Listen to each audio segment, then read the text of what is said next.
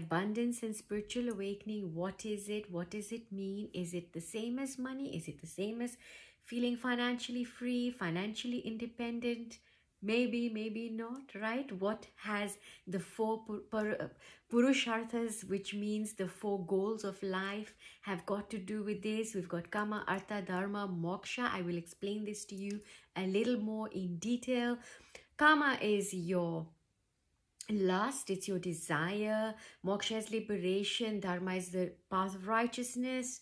And so it's the check-in point for you. And then we have Artha, which is the economics, the economical gains that you have in your life. So all of these four goals will be playing throughout the course of our life together. So it's not that one is up, the other one is down, but we try and have a balance between all four, so that if there's something that you're overly desirous of, which may not be the best thing for you, Dharma kicks in, liberation kicks in, so that you're liberated from that desire. So if it is an economical gain which is being done at the expense of something else, is an opportunity cost, right? And you're falling into the steeps of greed, lust, avarice, and so much more, right?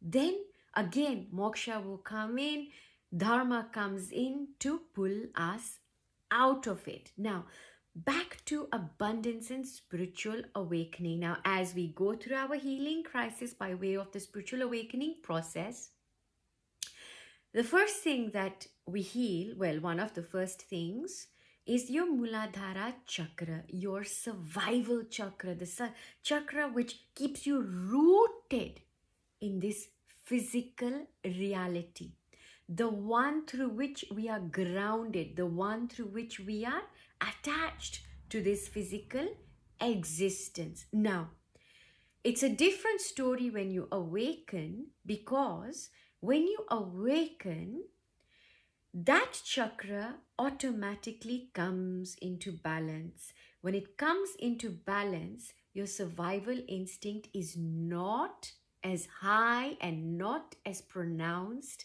as it may have been before. Money or a source of abundance comes from a need to survive. When you don't have a need to survive and you know your survival is guaranteed, right? Because remember, in the 5D consciousness, survival is guaranteed, because what exists cannot not exist. And you know that this body can be gone, right? But you will still continue to exist, because you can try this exercise, and you may have felt this so many times in your life.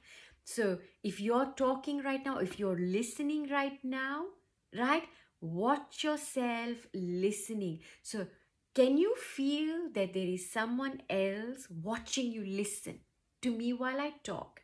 And at the same time, you'll have your awareness as well that is floating around, and you can be aware of other things too. So in the 5D consciousness, you know that you're more a witness of the happenings of this 3D reality of our material existence, and therefore you're pretty much certain that there is nothing to worry about as far as your survival is concerned, right?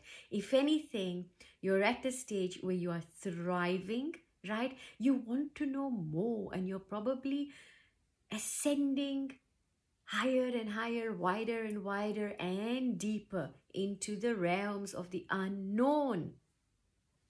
Now, as we're getting through that, and when your survival instinct starts to tame itself, and as you're going through your ascension, one of the things that will also happen, you may feel hypersensitive to, say, crowded places, being around too many people, and you may be stuck for travel options. So you may be somebody who doesn't own a car. Maybe you can't drive, right? And maybe where you live, there's no train station, and the only means of getting somewhere is on an aeroplane. But one problem with the aeroplane is that you can't hack the crowd in, say, the economy class, right? You don't like the amount of distance between you and the next person because you're so sensitive, right?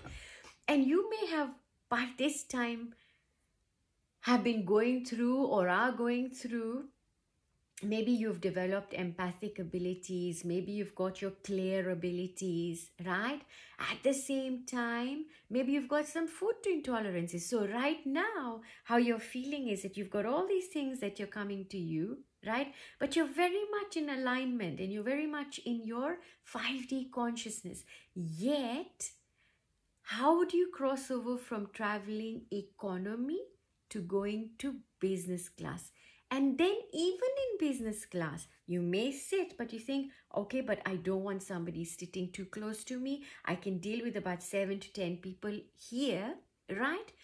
And it'll be the lesser of the two where you're not dealing with a whole flight. And then you'll get into a stage where actually it won't matter because you'll be able to be in crowds, but not engaged with the energy of everyone around you. It does happen, right? You will get to that stage. Now, as we are going through this abundance and spiritual awakening, now, there will be times when you suddenly feel that I resonate with a particular crystal, right? That I want to acquire a particular crystal because maybe you're healing your heart, maybe you're healing your crown chakra, right?